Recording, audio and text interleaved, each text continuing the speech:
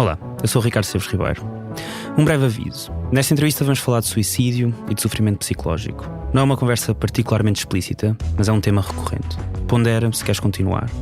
E se precisares de ajuda, a qualquer momento, há apoio psicológico gratuito no SNS 24. É o 808 24 24 24. Para emergências, liga ao 112.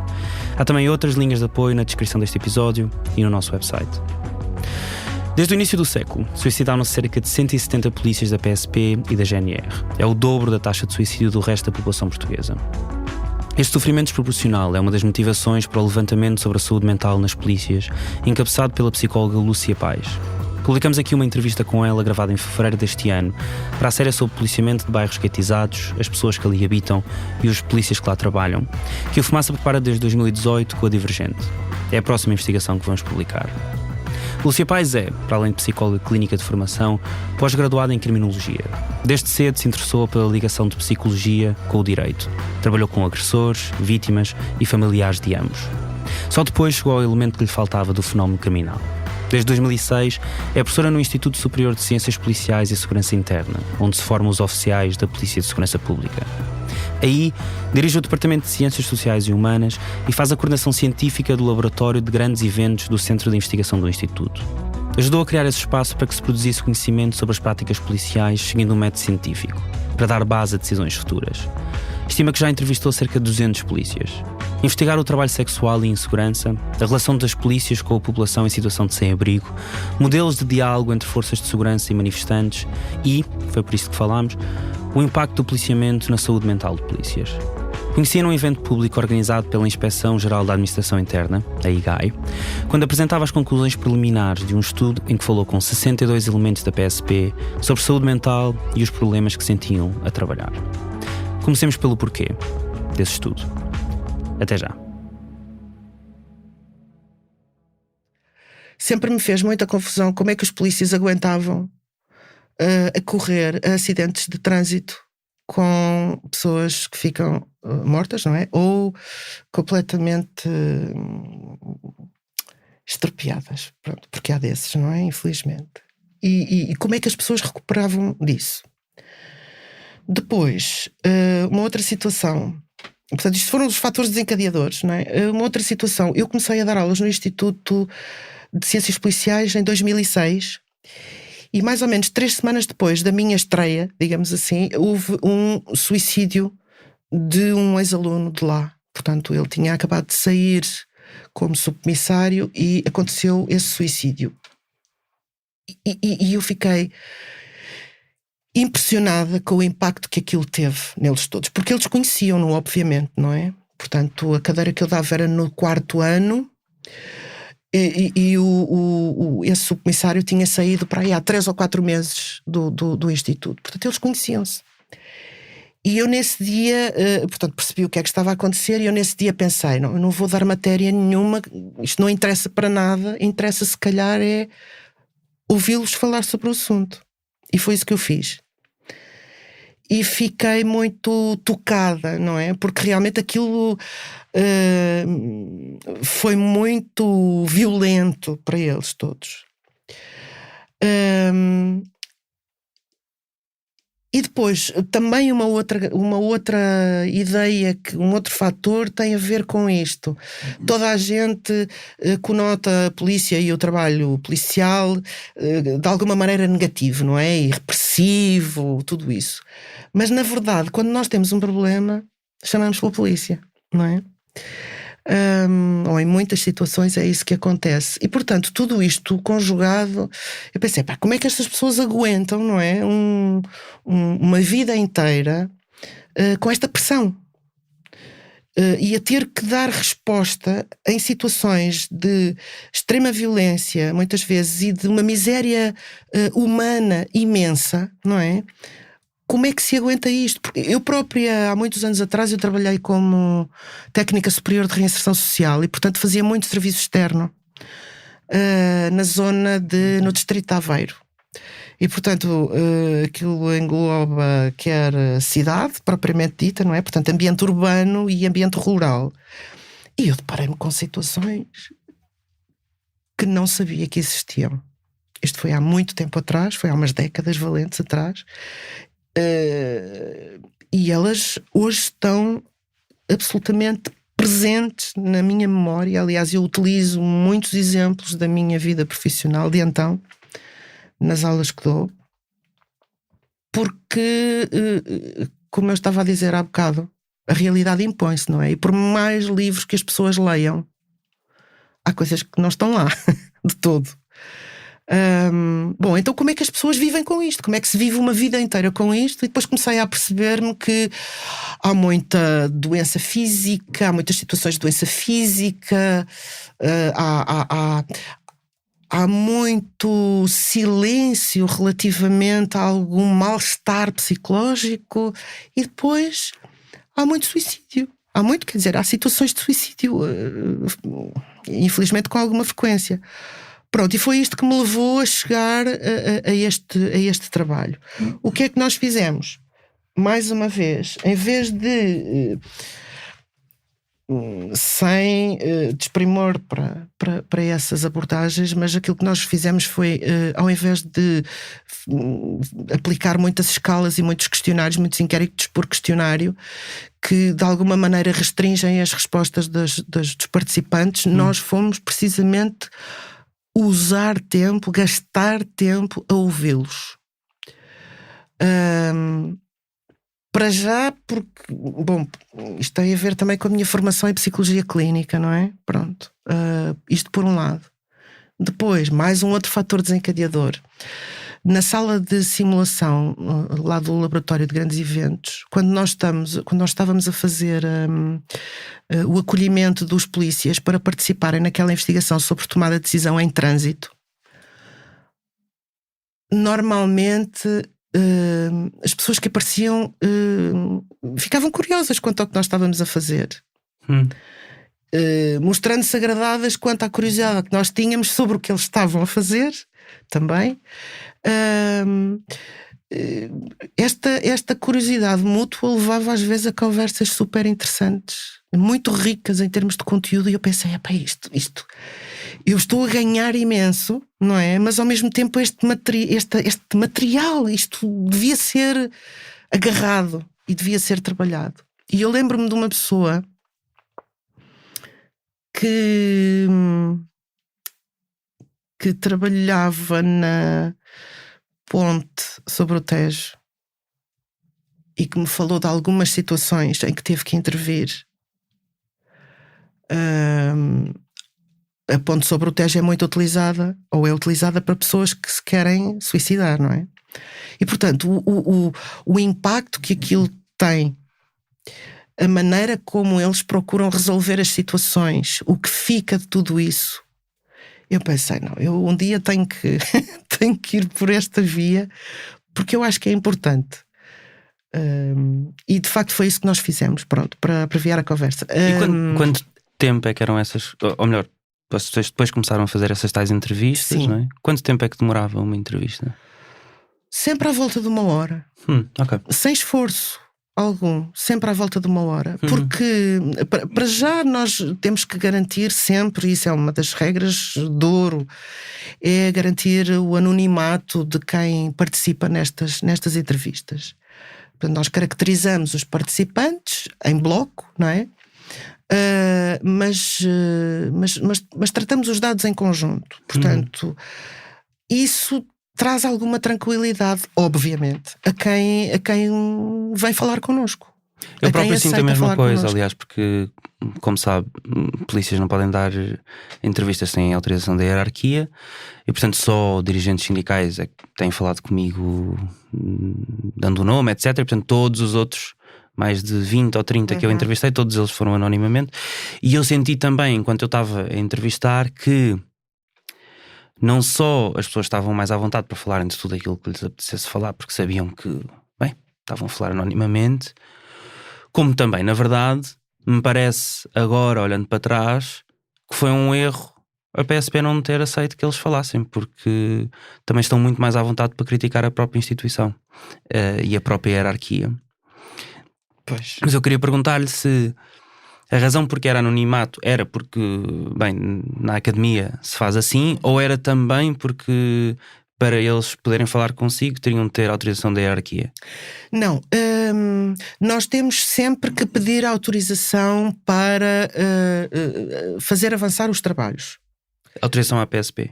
Sim, mas isso faz parte, pronto, quer dizer, e também faz algum sentido, não é? Nós não, eu costumo brincar, não sei se isto vai fazer sentido aqui ou não, mas eu costumo brincar, quer dizer, não interessa estudar o efeito do problema do furúnculo na unha, do dedo do pé, dentro da bota, quer dizer, há coisas que não têm grande sentido, não é? E portanto, quer dizer, se calhar se houver alguém que queira fazer esse tipo de estudo, vai perguntar e é-lhe respondido um não redondo, o que para mim faz todo o sentido. Pronto. Depois, também faz algum sentido que queiram saber o que se passa dentro de portas, certo? Mas também pode ser utilizado esse mecanismo como forma de não se estudar coisas que eram importantes estudar. Não tem acontecido, vou-lhe dizer, eu não tenho nada dessa experiência. Eu não tenho essa experiência, mas de facto para mim é ponto assente e eu aprendi assim e ensino assim. A garantia do anonimato para mim é fundamental. Quer dizer, ainda que eu possa pensar que há pessoas que é aquela pessoa que eu quero especificamente, mas isso é noutro contexto. Contexto de investigação, se nós fazemos um estudo de caso, isso é uma coisa, se nós fazemos este tipo de abordagem é outra coisa. E quantas pessoas foram entrevistadas? Para estes trabalhos, até agora, 62.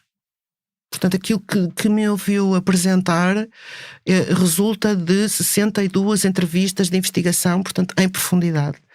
Uau. Ou seja, são umas horinhas de entrevista, não é? De ouvir pessoas. De transcrição. E de transcrição, edição, então. Exatamente. Bem sei. Estou aí agora. Exato. E depois de análise de conteúdo, que é outra coisa que eu procuro, enfim, ensinar com algum rigor, porque há muito a ideia de que nós fazemos análise de conteúdo e vamos buscar aquilo que nos interessa. Não. Tudo aquilo que o sujeito diz é importante. Se ele o referiu, quem somos nós para deitar fora, não é o para dizer, não, isto não serve.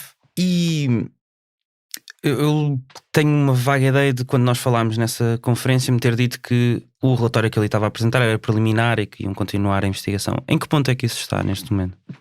Neste momento está a decorrer, portanto, aquilo que eu apresentei foi o resultado de 3, a comparação.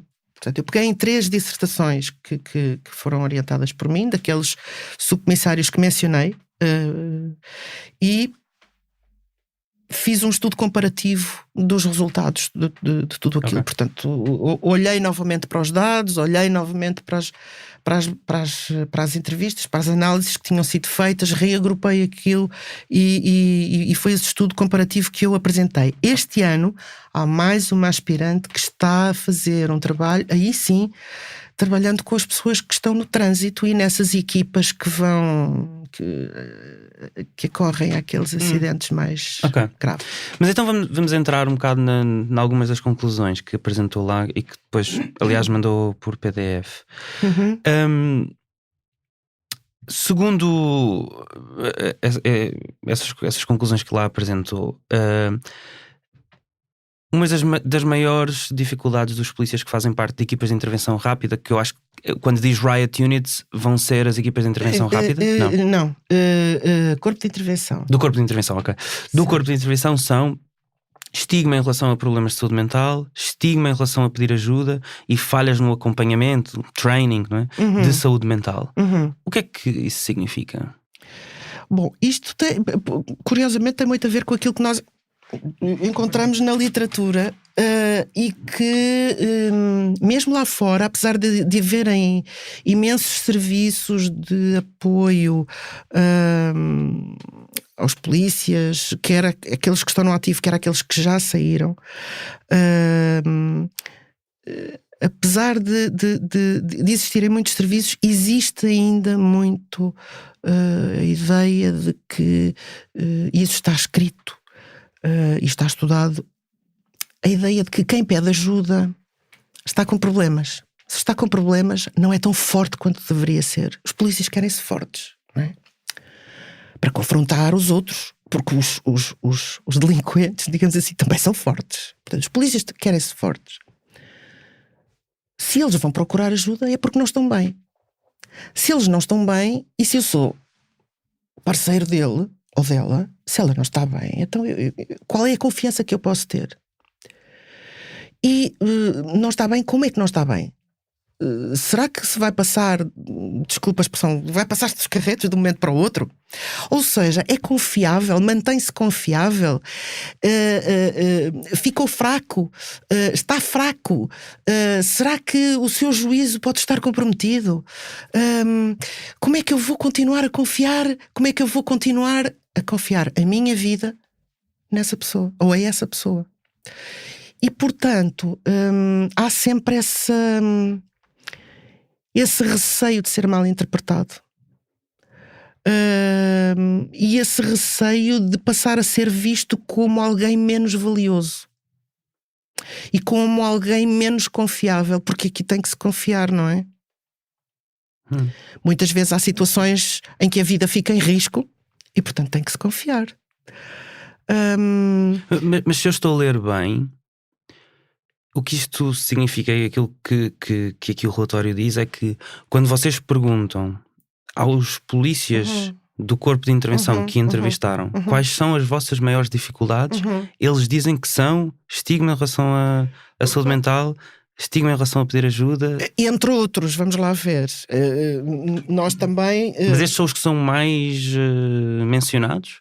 Porque depois quando nós vamos, por exemplo, aos polícias que trabalham com violência doméstica, aos polícias que trabalham no turismo, nas zonas urbanas sensíveis, são coisas muito mais operacionais e mais práticas, não é? Por exemplo, gaps in practical training, portanto, falhas no treino prático do policiamento em si, ou por exemplo, falhas na educação na escola prática de polícia, ou seja, são coisas muito mais práticas. Mas quando nós vamos ao corpo de intervenção e lhe perguntam quais são as maiores dificuldades, eles dizem que é a saúde mental. Porque, repara uma coisa, eu aqui, quando fiz a apresentação disto, portanto, o que eu apresentei foram os temas mais prevalentes. Não quer dizer que outros não surjam, não é? Agora, de facto,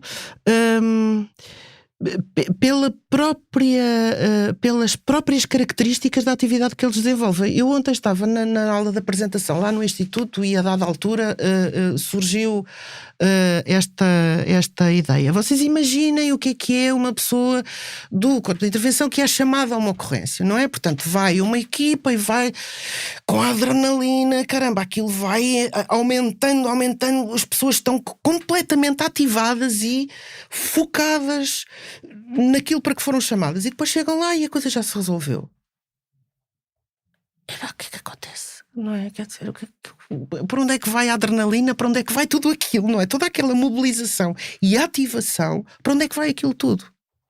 Portanto, para onde é que vai? É natural. Bom, muitas vezes fica guardada, e esse é que é o problema, não é? Não há mecanismos de escoamento, digamos assim, para tudo aquilo que está ali em efervescência. E isso é que muitas vezes depois provoca, a médio e longo prazo, não é? O acumular dessas situações todas provoca problemas. O que é que eles fazem muitas vezes? O que eles dizem que fazem muitas vezes? Vamos jogar uma futebolada, por exemplo, não é? É claro que isso são tudo estratégias que eles utilizam, não é? Que eles recorrem e que são claramente positivas. Mas a mobilização que eles têm não é propriamente para ir dar uns toques numa bola, não é? E dar uns chutes numa bola. Não, a mobilização que eles têm é de outra ordem. Eu sei que neste relatório se foca em 4 áreas, não é? A violência doméstica ou conjugal, corpo de intervenção, policiamento das zonas urbanas sensíveis e do turismo. Para a minha investigação, eu estou particularmente interessado nas duas do meio, não é? Sim, corpo sim. de intervenção e das zonas urbanas sensíveis. E queria perguntar-lhe, para estes dois, quais é que são os temas, os problemas que geram mais impacto na vida de polícias e na sua saúde mental? Bom, ainda relativamente à pergunta que estava a fazer sobre os polícias do Corpo de Intervenção, vamos lá ver. Eu enalteci as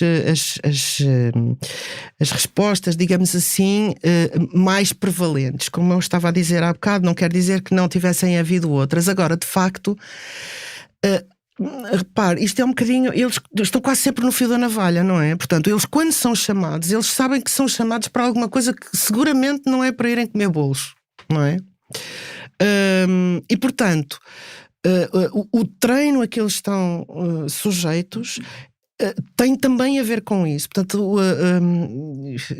o que eu vou dizer agora se calhar pode ser um bocadinho delicado, mas vamos lá ver, não quer dizer que os outros não tenham uma exigência elevada nas suas demandas, não é? Mas no caso dos polícias do Corpo de Intervenção, eles são chamados para aquilo. Pronto. E portanto... são chamados para algo que correu pior do que usualmente. Mal. Pronto, utilizando os termos, correu mal. E muito provavelmente vai continuar, quer dizer, se calhar não vai correr muito melhor, mas a situação precisa de ser resolvida. Relativamente aos polícias das chamadas zonas urbanas sensíveis, não é? Vamos lá ver, a ideia que transmitiram é que eles, quando estão no terreno ou quando vão a correr a determinadas certas situações, o foco da atenção, o exercício dessa função psíquica, ela tem que ser apuradíssima. Portanto, eles têm que estar absolutamente focados no ambiente externo, nas pessoas que estão à sua volta, na situação propriamente dita que está a acontecer e também nos colegas. Portanto, imagine-se mais uma vez o esforço que é preciso fazer. É claro que sai naturalmente, não é? Mas isto tem custos do ponto de vista da energia que é preciso gastar para tudo isto. O esforço que é preciso fazer para manter esta acuidade, não é? Portanto, quando refere os problemas de saúde mental, não há propriamente problemas de saúde mental. Eles não falam em problemas de saúde mental. Mas quando nós falamos sobre o tópico, há acolhimento desse mesmo assunto. O que é que eu quero dizer com isto? Muitas vezes, eu não sei se isso ficou claro na minha fala, mas muitas vezes o corpo fala. E fala dizendo que me dói aqui, ou que estou com a pressão arterial muito elevada, ou que estou com um bocadinho de taquicardia, de vez em quando sinto os picos de taquicardia, ou de vez em quando tenho uns pensamentos intrusivos, ou de vez em quando tenho uns flashbacks, ou de vez em quando tenho uns suores, para que não sei muito bem de onde é que aquilo vem. Quer dizer, o que também nós conseguimos perceber é que, porque não há, e isto não tem só a ver com os polícias, não há ainda uma ideia de que a saúde mental é um bem precioso. Pronto. Quando nós falamos em saúde mental, falamos em perturbação, problema, etc. Portanto, não havendo essa ideia, as pessoas não estão propriamente habituadas a dizerem: epá, eu hoje não estou a sentir-me... Estou triste, por exemplo. É difícil, não é? As pessoas admitirem isto e falarem sobre isto. E, portanto, fala-se com o corpo. Eu tenho andado a dormir mal, eu tenho, pronto, aqueles sinais e sintomas de que eu estava, que eu referi ainda agora. Mas quão frequentes são esses sinais, esses sintomas nos polícias? Pois, é esse estudo que nós estamos a fazer, não é? E para já ainda sem quantificar, só para, no fundo é só para levantar a poeira e mostrar, isto existe também cá. É preciso nós olharmos para isto. E já agora, talho de foice, quer dizer, o feedback que houve relativamente a esta apresentação foi de facto muito bom, porque E era isso que de alguma maneira era pretendido, quer dizer, vamos lá olhar para isto existe, não é negativo falar sobre isto, e é preciso, a propósito de algo que há bocado ficou para trás na conversa, convém sabermos o que é que existe, não é? Mesmo em termos gestionários, convém saber o que é que existe, o que é que temos em mãos. Uma das coisas também que a literatura sugere é que uma liderança, por exemplo, centrada nas questões da saúde e da saúde psicológica, tem mais-valias imensas, que é uma coisa surpreendente, não é? Portanto, ou talvez não, se nós pensarmos que o interesse genuíno pelo outro, a preocupação com o bem-estar do outro, nos faz sentir bem, então porquê é que nós não exercemos, não é? Os polícias têm que ser fortes, está bem, mas os polícias têm que ser fortes, mas também gostam de ser bem tratados. Quando há bocado estava a falar relativamente ao treino e relativamente às chefias, tem um pouco a ver com isto, não é? E isto é uma coisa que eu tento passar aos estudantes, o conhecimento do outro e a preocupação com o outro. Porque se nós, e portanto isto começa em nós, não é? Se nós nos sentimos às vezes num dia completamente em baixo, pá, não me digam nada, se calhar no dia seguinte está o colega ali do lado e nós nem sequer olhamos para ele e continuamos a exigir. Não quer dizer que as coisas não tenham que se fazer, mas se calhar às vezes basta uma palavra e um toque no ombro e dizer: pá, como é que isso está? Está tudo bem? Às vezes é só isto, não é? Mas aquilo que me têm dito polícias que eu entrevisto é que a maior parte das chefias não faz sequer isso. E não só não faz sequer isso, como também quando os próprios polícias dizem eu preciso de ajuda, dizem vai lá para casa resolver esse assunto e volta. Pois, outra das coisas que eu tenho aprendido é que se nós queremos naturalizar o assunto, temos que falar dele. Ele tem que começar a ser olhado de frente e conversado, não é? O problema da saúde mental, vamos lá ver, não é o problema, é o tema da saúde mental.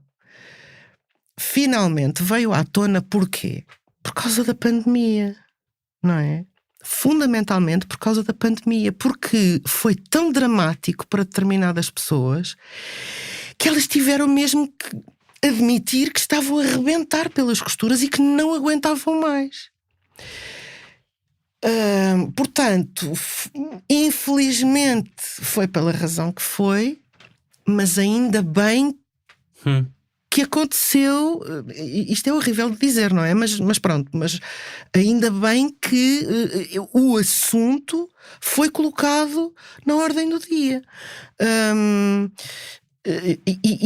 Os pedidos são cada vez mais intensos e cada vez mais numerosos, não é? As pessoas percebem que é um tema importante e percebem que afeta toda a existência. Não apenas de si próprias, mas também das pessoas que têm à sua volta, da sua família, dos seus amigos, dos colegas de trabalho. Portanto, só falando nisto, e eu acho que também na instituição policial isto tem que ser falado, tem que ser abertamente falado. Não é... quer dizer, as pessoas quando dizem porque vai resolver isso para casa, vai ao psicólogo. Porquê é que não vai ao psicólogo? Não, ainda existe muita ideia, quando se fala nos psis, está tudo maluco. Não, as pessoas podem estar momentaneamente fragilizadas, podem ter necessidade de ouvir alguém de fora sobre um determinado assunto que lhes permita alcançar uma outra perspectiva sobre o problema e passar a olhá-lo de outra maneira, a acolhê-lo de outra maneira na sua vida. Não, é óbvio que a psicologia não vai eliminar o problema. Se ele existe, está lá, não é? Agora, nós podemos olhá-lo de maneira diferente e conviver com ele de uma maneira mais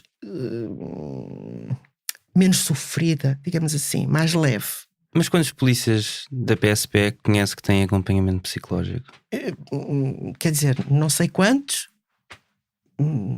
mas existem pedidos, não é? Quer dizer, há pessoas que são acompanhadas fora da PSP? Claro. Porquê, claro? Precisamente por causa do estigma que existe e por causa do receio que existe de ser olhado como menos valioso, menos confiável, mais fraco. E, portanto, os polícias têm que sair da PSP, pagar do seu próprio bolso. Vamos lá ver, não têm que, mas isso acontece. É que a maior parte dos polícias que eu entrevistei, a quem perguntei quantas consultas, sessões de terapia tiveram com psicólogos na vida inteira profissional na polícia, dizem 0. Pois. Não sei o que lhe diga. Portanto, não há consultas de rotina. Dentro não, mas eu volto a dizer, se calhar não fui clara. Precisa de tornar-se cada vez mais audível um discurso em que se mostra que as pessoas vão ao psicólogo não é porque estão com uma doença mental, é porque existe uma perturbação, pode ser relativamente contida no tempo, não obrigatoriamente estamos a falar de pessoas com uma perturbação psicopatológica daquelas de livro. Aliás, hoje existe cada vez mais também uma variedade de pessoas que recorrem a serviços de psicologia justamente para se manterem saudáveis.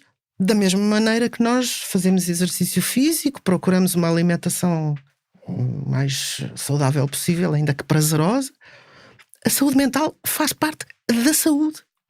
Bom, e portanto, por isso é que eu estava a dizer que é preciso falar no assunto. As pessoas não têm que ter medo de recorrer e não deveriam ter medo de dizer que recorrem. Mas qual é a consequência para polícias de não terem essa... Ou seja, vamos assumir então que polícias têm todas essas coisas que me teve a dizer, não é? Picos de adrenalina que que depois não dão em nada, veem coisas que provavelmente a maior parte dos cidadãos não vão ver na vida, não é? Pessoas em situações de saúde muito más, aliás, também situações de violência muito graves, etc. Não ter acompanhamento psicológico, tendo isso no seu dia-a-dia, na sua profissão, resulta em quê? Quais é que são as consequências nas pessoas? Não tendo?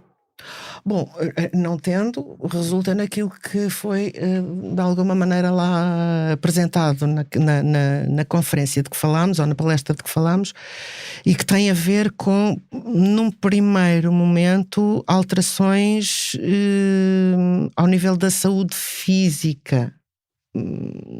Seria interessante perceber se é num primeiro momento ou se é porque de facto não estão habituados a falar num outro registro. Mas, bom, há alterações ao nível da pressão arterial, há inclusivamente estudos que mostram que há alterações ao nível das células, portanto coisas a um nível micro que podem constituir indicadores importantes, mas que têm que ser pesquisados, não é? E normalmente em análises de rotina não são. Sintomas físicos, portanto problemas ao nível cardiovascular podem surgir, marcadores de stress como o cortisol, que é uma hormona também elevado, diabetes, portanto há uma série de problemas que vão surgindo antes até das pessoas. Eu quero dizer isto de outra maneira. As pessoas vão ao médico, não é? E queixam-se de que estão assim ou que estão assado. Diagnóstico: pressão arterial elevada, colesterol elevado, toma-se aqui um comprimido, toma-se ali uma precaução e a coisa vai. Portanto, eu não posso dizer isto assim, ou não devo dizer isto assim, mas muitas vezes a própria medicina não procura ver, não é, as razões que podem estar verdadeiramente na base para aquilo estar a acontecer. Porquê? Porque já está a aproximar-se dos 50 anos, já começa a ser um bocadinho complicado, depois o trabalho por turnos, com os ritmos circadianos alterados, portanto é comum, é costume, faz parte. Ok, mas faz parte, mas nós podemos olhar isto de outra maneira e intervir de outra maneira e fazer prevenção disto. Se podemos, se calhar era bom. Porque há um relatório que foi agora produzido pela Ordem dos Psicólogos Portugueses a propósito dos custos, não é? Da não procura dos serviços de saúde mental. Em que há uma perda de produtividade estimada em 5,3 milhões de euros. E, portanto, se calhar... 5,3 mil milhões. Exatamente, 1.000 milhões. 1000 vezes mais. Eu esqueço-me sempre dos 1.000 milhões, mas é isso mesmo. Mas quer dizer, se calhar faz sentido nós fazermos prevenção disto, não é? E se calhar faz sentido nós disponibilizarmos serviços de acompanhamento. Não quer dizer que as pessoas depois não continuem a recorrer ao exterior, não é? Mas só o saberem que existe e que há disponibilidade e que há abertura isso pode mudar tudo, não é? Mas, por exemplo, essas consequências que me estava a dizer eram físicas, mas existe também, obviamente, consequências psicológicas das pessoas trabalharem sobre esse stress. Por exemplo, no vosso relatório, as pessoas do corpo de intervenção diziam que alguns dos impactos psicológicos que sentiam eram irritabilidade, sentimentos de inutilidade, frieza emocional, frustração, inquietação e preocupação. Os que fazem policiamento nas zonas urbanas sensíveis dizem distúrbios de sono, medo, hipervigilância, frieza emocional, inquietação e preocupação também. Essa é dos dois. Quando a Lúcia olha para isto enquanto psicólogo, o que é que isto significa, na verdade, não é? Porque eu olho e penso, ok, irritabilidade, pensaria, é normal, não é? Mas se calhar a Lúcia olha para isto e... Imagine isto na família. Imagine viver com uma pessoa que se sente de alguma maneira inútil e que está permanentemente com níveis de irritabilidade imensos, não é? E que salta com qualquer coisa que lhe seja dita e responde, que está sistematicamente com uma impressão de frustração e de menos-valia. O que é viver com uma pessoa nestas condições? Difícil, não é? E se houver miúdos, crianças pequenas, difícil, não é? Quer dizer, é uma pessoa que está triste, que se sente desvaliosa, que muito provavelmente tem pouca perspectiva para diante. E isso é uma coisa que para mim me assusta, não é? Enquanto clínica, qual é o projeto que esta pessoa tem para si e para os seus? Se não há projeto, eu estou aqui a fazer o quê? Não é? Um bocadinho aquilo que quando nós pensamos nos idosos e estamos sempre a dizer, não, tem que se manter ativo, tem que ter tem que ter um projeto, tem que ter alguma coisa sempre para fazer. Então, nós estamos preocupados, e bem, com os idosos, e dizemos-lhes isto quando nós encontramos uma pessoa que refere este tipo de indicadores e que tem 30 anos, 40 anos, quer dizer, não ficamos preocupados. Eu fico preocupada, não é? Quando nos dizem pessoas que trabalham por turnos, e que já aí sabemos que que traz problemas. Essas pessoas dizem-nos que têm problemas de quantidade e qualidade de sono e que se sentem sistematicamente cansadas. Então são estas pessoas que estão lá fora, não é? E que supostamente nós confiamos nelas para nos manterem seguros. vamos lá ver. Este tipo de abordagem, este tipo de conversa, isto não quer dizer de todo que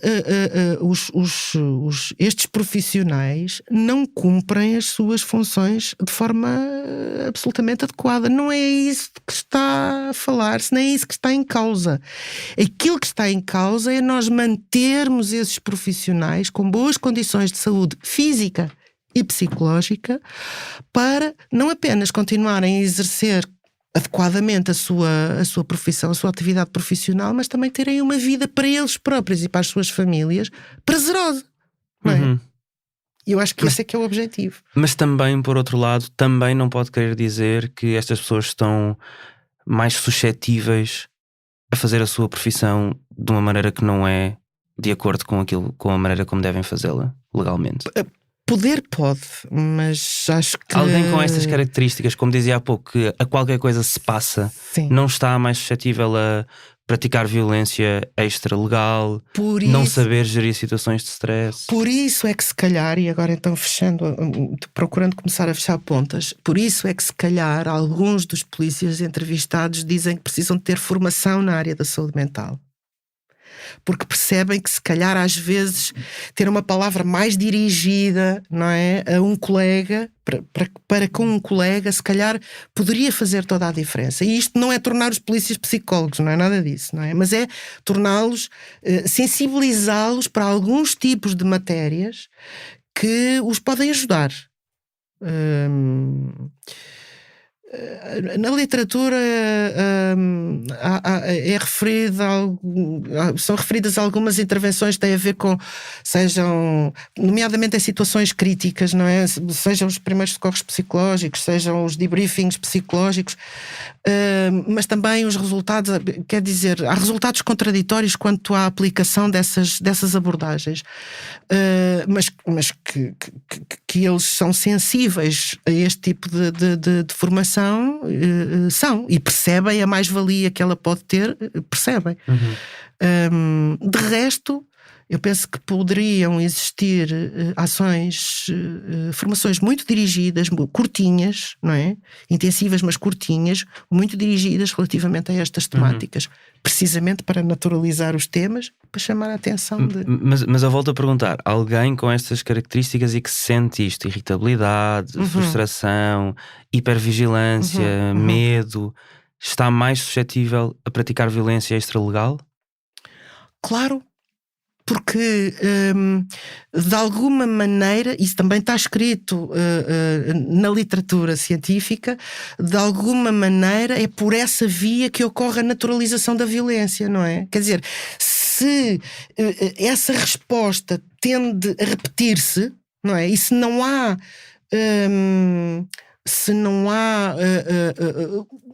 há consequências outras relativamente a esse estilo de resposta, ele vai se instalando e atravessa todos os domínios da vida da pessoa, não é? Isso está escrito. Eu entrevistei uma psiquiatra que também trabalha com estes temas, Susana Almeida, deve conhecer também, e quando lhe perguntava se achava que os relatórios que o Conselho da Europa, e não só, têm revelado a brutalidade policial em Portugal, ou pelo menos têm sugerido essa brutalidade policial, podem também ser, ou essa brutalidade policial também é consequência da falta de acompanhamento psicológico de polícias. Concorda? Eu não sei, quero dizer, eu seria um bocadinho cautelosa a estabelecer essa relação direta, não é? Eu não sei, não tenho conhecimento para responder de forma taxativa àquilo que me está a perguntar. Não tenho. Se calhar é um bocadinho um passo maior que a perna. Mas não sei. Faz mal à saúde ser polícia? Essa é uma pergunta engraçada. Depende. Quer dizer, não é uma questão de fazer mal à saúde, porque quando nós nos encontramos, uma das coisas que eu lhe referi era a minha preocupação quando formava ou quando dou aulas aos futuros oficiais de polícia, uma preocupação que eu tenho é precisamente falar no desenvolvimento psicossocial e na atenção que eles e elas devem ter para consigo próprias, não é? Portanto, um autocuidado, como hoje se designa. Aquilo que eu procuro evidenciar é a importância de manter interesses diversificados, uma rede de contactos, quer para supervisionar e para, não é supervisionar, para trocar experiências e de alguma maneira ter uma noção daquilo que o próprio está a fazer, portanto, poder criticamente olhar para o seu próprio desempenho, mas também uma rede de pessoas, de amigos, família, mas fora, dentro da polícia, de ilusão, não é? Mas uma rede de pessoas e de amigos fora da organização policial, para que possam fazer outras coisas, ter outros horizontes. Eu às vezes brinco com os meus estudantes: vocês têm telemóveis super, ultra, mega caros, que horror. Não comprem tão caros, lá chegarão e poupem essas centenas de euros e vão fazer uma viagem, fim de semana, vão ver outras realidades, conhecer outras pessoas, outras maneiras de estar, outras maneiras das pessoas se ligarem umas com as outras, de falarem umas com as outras, de rirem, de chorarem, porque tudo isso nos faz, não é? Tudo isso nos constrói. E a minha modesta opinião é que quanto mais diversificadas forem as experiências que as pessoas têm, mais recursos elas depois poderão mobilizar quando sentirem necessidade deles. Portanto, se ser polícia faz mal, não é propriamente fazer mal, mas é preciso ter algumas qualidades particulares, não é? Não é para exercer as funções meramente, não é? Mas é para ser. E para continuar a ser. E para depois de deixar de ser, permanecer num certo equilíbrio. Porquê? Porque se tem outros horizontes e mantém-se outros objetivos. Não sei se respondi, mas pode ser. Acho que sim, acho que quando estava a dizer para o ser e continuar a ser, lembrei-me de um tema que eu acho que aparece, eu posso estar a exagerar, mas acho que apareceu em todas as entrevistas que eu falei, que é o estar longe de casa. Sim. Isso que para muitos pode acontecer durante 10 anos, 20 anos, não é? Dependendo do sítio para onde querem ir, quando entraram também, né? Se entrarem agora, então isso tem impacto também? Tem. Essa foi uma das primeiras coisas para as quais me chamaram a atenção quando eu comecei a trabalhar com estes profissionais, e de facto tem impacto, sim. Aquilo que me faz um pouco de confusão, mas isto se calhar é a mesma ignorância minha, mas o que me faz um pouco de confusão é não elucidarem as pessoas logo à partida de que é isso que vai acontecer, não é? Acho que os polícias não sabem quando vão para a escola prática. Não percebi, está-me a perguntar? Sim. Se acha que não têm noção que vão ficar 10 ou 20 anos? Pois, não sei, neste momento se calhar já têm, porque a história é essa, não é? Mas faz-me um pouco de confusão depois que haja uma espécie de desamparo relativamente a essas pessoas. Grande. Isso faz-me um pouco de confusão. E faz-me muita confusão depois a possibilidade que eles usam, obviamente, de trabalharem o mais possível de forma intensiva, não é? Para depois poderem juntar folgas e ir à terra, não é? E ficar mais tempo com a família. Mas mais uma vez, objetivos que estas pessoas têm, não é? Quer dizer, estas pessoas ingressam nestas funções. Quais são os objetivos a curto, médio e longo prazo? O que é que querem para si e o que é que querem para os seus? Não, a mulher está lá em cima. A mulher está lá em cima. Isto aqui é a minha vida. A mulher está lá em cima com os filhos. Isto significa exatamente o quê? Isso é mais uma das perguntas que eu tenho e que gostava de perceber melhor o que está a acontecer. Porque, na verdade, a mim faz-me confusão. Então eu estou longe dos meus, eu não trago os meus para junto de mim. Lisboa é difícil. Pois, mas então, quais são os meus objetivos, verdadeiramente? O que é que eu pretendo para a minha vida e para a minha família? Não entendo. Também por isso depois há muitas situações de separação, divórcio, etc, etc. Porque é demasiado tempo. Claro. São vidas, é exatamente isso. Não, a mulher está lá em cima, a família está lá em cima. É como se houvessem duas vidas completamente separadas. E a pessoa é a mesma, não é? Essa cisão não é propriamente vantajosa, não é? Eu há pouco tempo entrevistei um polícia, sentou exatamente aí nessa cadeira, que vive, bem, a família dele está fora de Lisboa, ele vive nas camaratas da PSP na Zona J, em Chelas, e estava-me a contar que divide casa com 60 pessoas, depende um bocado de quem está lá, em que altura, etc. Mas neste momento 60 pessoas, cada quarto tem 20, são beliches, onde as pessoas dormem, onde há provavelmente a dada altura sempre alguém a dormir, porque as pessoas têm turnos diferentes, onde há uma casa de banho por quarto, e portanto uma casa de banho para 20 pessoas, onde se ele quiser falar ao telemóvel com a família tem que sair, muitas vezes tem que ir para a rua, não vai estar ali a acordar as outras pessoas, e pronto, e sem privacidade, etc. Há uma cozinha para toda a gente. Pois, a questão da privacidade é fundamental, não é? A questão da intimidade. O que quer dizer, onde é que fica a intimidade? Não fica.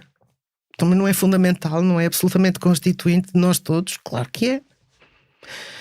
Mas hoje também cada vez menos se dá relevo a essa intimidade, não é? Antes pelo contrário, infelizmente, na minha perspectiva. Mas é claro que é um problema.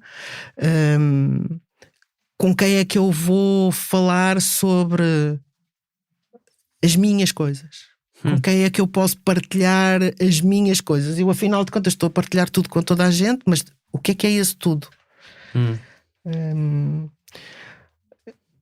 É mesmo aquela ideia. Onde é que está aquela pessoa? Primeiro, quem é aquela pessoa? E depois, onde é que ficou aquela pessoa? Anda ali um bocadinho pairando na camarata, pairando no serviço. Quando é preciso responder, responde, mas o eu do sujeito, não é? O eu que tem uma farda vestida. Onde é que ele está? Quem é que ele é? Onde é que ele está? Por onde é que ele anda? Isso mexe um bocado comigo, mas pronto. Mas eu acho que isto também tem a ver um pouco com o defeito o defeito que não é defeito de fabrico, não é defeito de fabrico que eu quero dizer agora. Feitio. Não é defeito, é feitio. Tem a ver com a minha formação, de formação profissional, era aquilo que eu estava a dizer.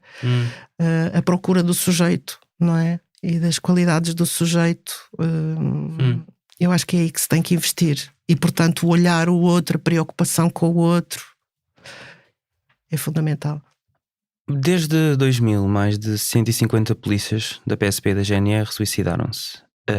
Uma taxa de suicídio muitíssimo maior quando comparado com a média da população portuguesa. Como é que isto se explica?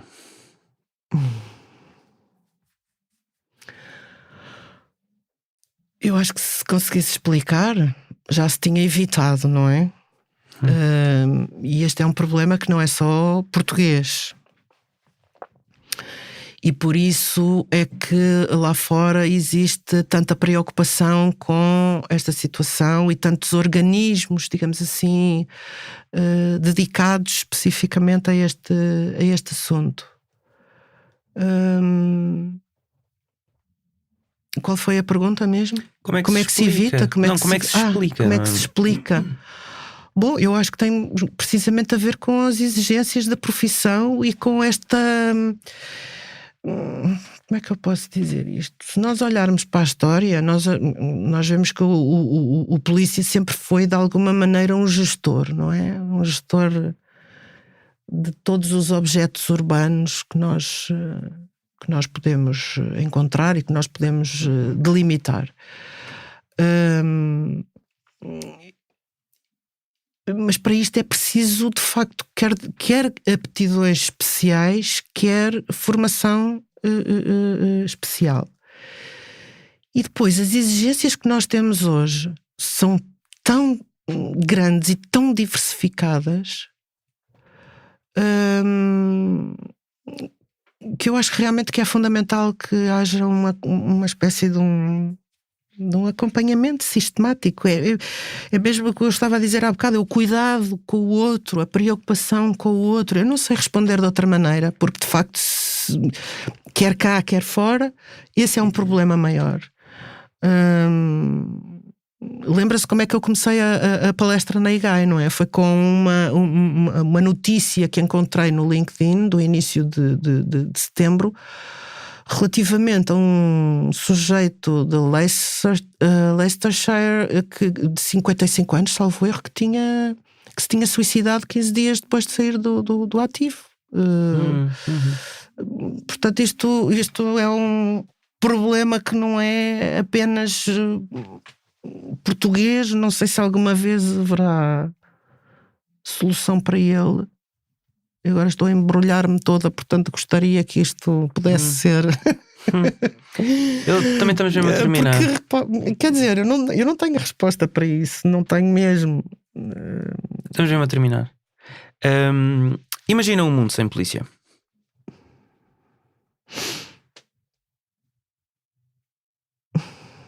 Essa é uma pergunta difícil, mas não imagino. Se me perguntasse relativamente a certas funções, se calhar, até porque aquilo que nós vimos assistindo nas últimas décadas é por um lado, uma mercantilização da polícia, não é? E por outro lado, uma fragmentação, uma espécie de fragmentação, pulverização, é esse o termo, de algumas funções policiais. Não apenas aquilo que foi buscado, digamos assim, pela segurança privada, mas há uma série de outras entidades, grupos, uns mais organizados, outros menos, que se dedicam à manutenção da segurança das pessoas. Também porque as populações começaram a achar que estavam a pagar muito para as suas polícias ou pelas suas polícias. Mas pronto, isso depois também tem a ver com as mudanças sociais a que nós temos assistido. Enfim, talvez uma polícia com funções diversas, mas sem polícia eu não consigo. Acho que já não podemos voltar atrás, porque não há polícia assim há tanto tempo, não é? Pois, há polícia já há muito tempo, não é? Em Portugal há de ter sido em 1867. Pois, então. Bem, o ser humano tem pelo menos 40 mil anos, não é? Pois, mas eu não estava a falar da força. Por isso é que eu estava a dizer, se nós formos à história, eu não estava a falar propriamente e só do corpo uniformizado de polícias instituído nessa altura, exatamente. Não. Eu estava a falar daquilo que se falava no início de tudo, não é? O guardador do rebanho, não é? Aquele que leva o rebanho pelas melhores pastagens. Isto é uma espécie de imagem do Michel Foucault que é muito engraçada a este propósito. A gestão, não é? O levar as pessoas pelo caminho onde se calhar se sentirá melhor, onde haverá mais recursos, porque na verdade a polícia era a administração das cidades, não era a arte de governar, mais uma vez parafraseando o Michel Foucault, é a arte de governar e dirigia-se a tudo, desde a questão da salubridade até à questão dos mercados, até à questão das tabernas e de quem entrava e saía da cidade, portanto os fluxos de pessoas. Mas depois não é o que também é a moralidade não tem nada a ver. Não tem nada a ver. Policiar era tornar urbano, não é? Era tornar urbano aqui no sentido de também tornar mais civilizado, mais polido, mais cortês. Portanto, por isso é que eu estava a falar que eu não consigo. Não estava a falar desta ou destas polícias, não propriamente. Estava a falar disto. Porque sem essas acha que era possível? Imaginava um mundo sem elas? Talvez.